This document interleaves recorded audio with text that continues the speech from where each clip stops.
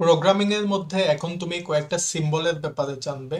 তো প্রোগ্রামিং এর মধ্যে যতগুলা সিনট্যাক্স আছে অথবা গ্রামার আছে ওটার মধ্যে কিছু সিম্বল ইউজ করা হয়। তো এই সিম্বল গুলার মধ্যে এগুলারে বলে হলো অপারেটর। আর এখন তোমাদের আমি ম্যাথ অপারেটর দিব।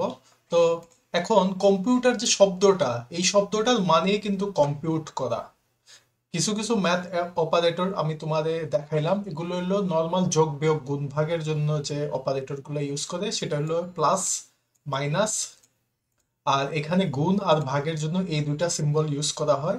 এখানে যে স্টার নামের যে চিহ্নটা দেখতেছো এটারে কম্পিউটারে অ্যাস্টেরিক্স বলে। আর এখানে যে একটা অবলিক চিহ্ন আমরা ইউজ করি সেটা হলো স্ল্যাশ চিহ্নটা।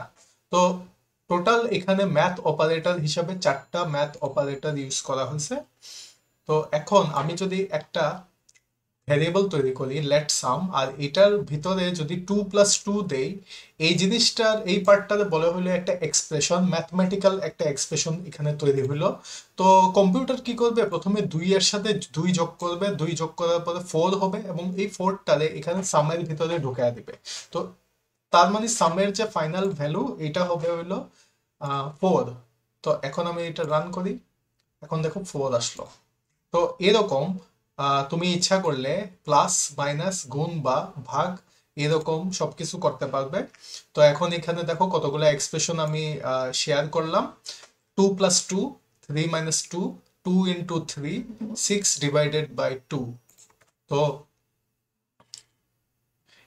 এইভাবে তুমি অপারেটরস এর ব্যাপারে জানলে, ম্যাথ অপারেটর যেগুলোকে বলে হলো অ্যারিথমেটিক ম্যাথ অর্থাৎ পাটিগণিতের যে ম্যাথগুলা এটার জন্য যোগ বিয়োগ গুণ ভাগের অপারেটর। এবং এখন যে কনসেপ্টটা তুমি ফার্স্ট ইন্ট্রোডিউস হলে সেটারে বলে হলো এক্সপ্রেশন।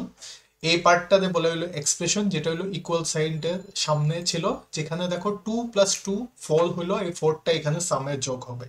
তো এই কনসেপ্টটা আমি তোমাদের নেক্সট আরো লেকচার গুলার পরে তোমাদের দেখাবো।